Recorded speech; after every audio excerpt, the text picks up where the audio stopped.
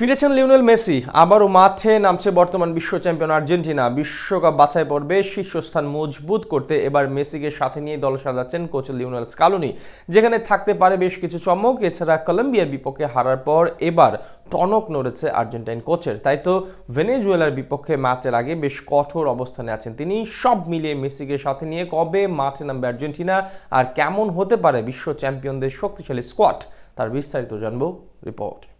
কলম্বিয়ার বিপক্ষে ম্যাচে দলে ছিলেন না লিওনেল মেসি, যার স্পষ্ট ছাপ দেখা যায় আর্জেন্টিনার পারফরম্যান্সে। বিশ্বকাপ বাছাই পর্বে নিজেদের দ্বিতীয় পরাজয়ের স্বাদ গ্রহণ করতে হয় আলবিসেলিস্তাদের।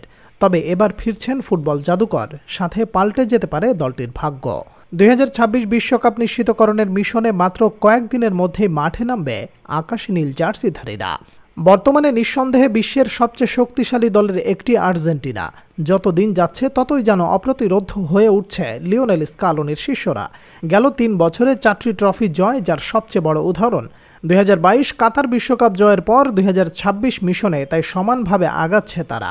মাঝে টানা দ্বিতীয়বার কোপা আমেরিকা জয়ে বাড়তি অনুপ্রেরণা হিসেবে পেয়েছে দেশটির ফুটবলাররা।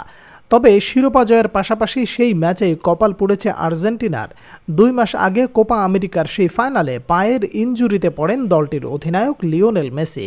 ব্যথা পায়ে ম্যাচের গুরুত্বপূর্ণ সময় মাঠ ছাড়তে হয় তাকে। শেষে চিকিৎসকের রিপোর্টে দেখা যায় পায়ের অ্যাঙ্কেলে চোট পান তিনি। এরপর প্রায় 2 মাসের জন্য ছিটকে যান LM10। তবে দীর্ঘ অপেক্ষার পর গেল 15 তারিখ নিজ ক্লাব ইন্টার মায়ামির জার্সিতে মাঠে ফেরেন ফুটবল জাদুকর। আর ফিরেই 2টি গোল করেন এই ফুটবলার। তার এমন পারফরমেন্সই বলে দেয় আগামী মাসে আর্জেন্টিনার পরবর্তী ম্যাচে দেখা যাবে লিওনেল মেসিকে।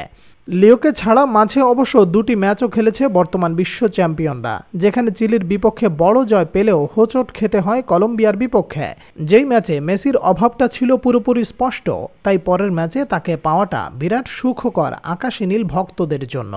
এদিকে আর্জেন্টিনার আগামী ম্যাচ ভেনেজুয়েলার বিপক্ষে। শক্তিমত্তার দিক থেকে দেশটি পিছিয়ে থাকলেও তাদের সাম্প্রতিক পারফরমেন্স কিছুটা হলেও ভয়ের কারণ হতে পারে মার্টিনেজদের কাছে। তাছাড়া গেল কোপা আমেরিকা ভেনেজুয়েলার পারফরমেন্স ছিল চোখে পড়ার মতোই। সেই বিচারে আর্জেন্টিনা ম্যাচ জিততে হলে নিজেদের সেরা ফুটবলটাই উপহার দিতে হবে। ম্যাচটি অনুষ্ঠিত হবে আগামী 11 অক্টোবর ভেনেজুয়েলার ঘরের মাঠে। এদিকে বিশ্বকাপ বাছাই পর্বের শেষ 5 ম্যাচের 2টিতে পরাজয় বরণ করতে হয় আলবিসেলিস্তাদের। তাই এই ম্যাচের আগে নিজেদের সেরা স্কোয়াডটাই সাজাবেন লিওনেল স্কালোনি। মেসির সাথে যেখানে থাকতে পারেন হুলিয়ান আলভারেজ, লাউতারো মার্টিনেজ ও রদ্রিগো ডিপলদের মতো তারকারা। এছাড়া চিলি ও কলম্বিয়ার বিপক্ষে ম্যাচে আর্জেন্টাইন কোচকে দেখা গেছে একাধিক পরীক্ষা নিরীক্ষা চালাতে।